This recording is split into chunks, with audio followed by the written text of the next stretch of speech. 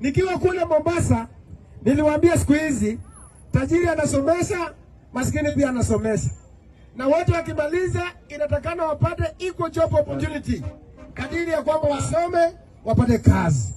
Nyinyi mko hapa katika hapa mahali inaitwa Mloti. Mmekuja kutafuta riziki, ili ya kwamba mtoto wenu apate school fees, apate kitabu, apate kalamu. Na ili ya kwamba aende asome, na akishasoma apate kazi. Na hiyo ndio kitu baada mko nayo hapa. Ndio sasa tumesema ya kwamba lazima tuanze kuangalia future yetu ya Kenya. Ndio uliona hata Kibaki alikuja na Vision 2030. Lakini leo hii tumesahau, tunaishi kama Kenya inaisha kesho.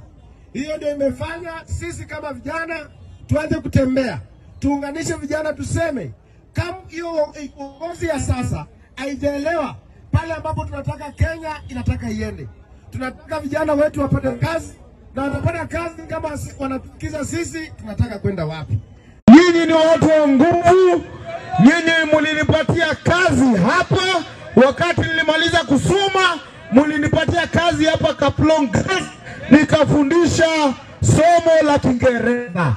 Na mimi nimekuja hapa kusema watu wa Kaplong, asanteni sana. Mimi nimeleta PK Salasia. Sasa hii Kiingereza nimeacha kando. Mimi naongea lugha ya Gen Z. Na sisi kama Gen Z, salamu yetu inaitwanga Mbwekse. Nipe Mbwekse. Mbwekse. Mbwekse. Na kuna ile inaitwa top shota. Nipe top shota. Top shota, top shota, top shota. Kabla mheshimiwa Salasia aingie, mimi nataka nyinyi watu wa Kaplong muangalie kama Salasia amefanya mazoezi, kama ako fit. Nataka uniekee DJ ngoma moja, alafu niingize Salasia. Na nyinyi mcheze pia watu wa Kaplong. Sikiza.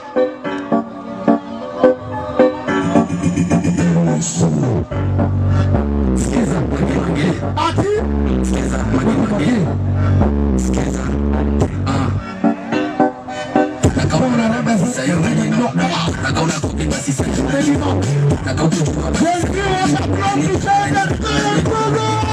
Nakaona rada basi sayo menino. Nakaona kopi basi sayo menino. Nakakujua basi sayo menino. Omani. Shikla DJ. Kaplong.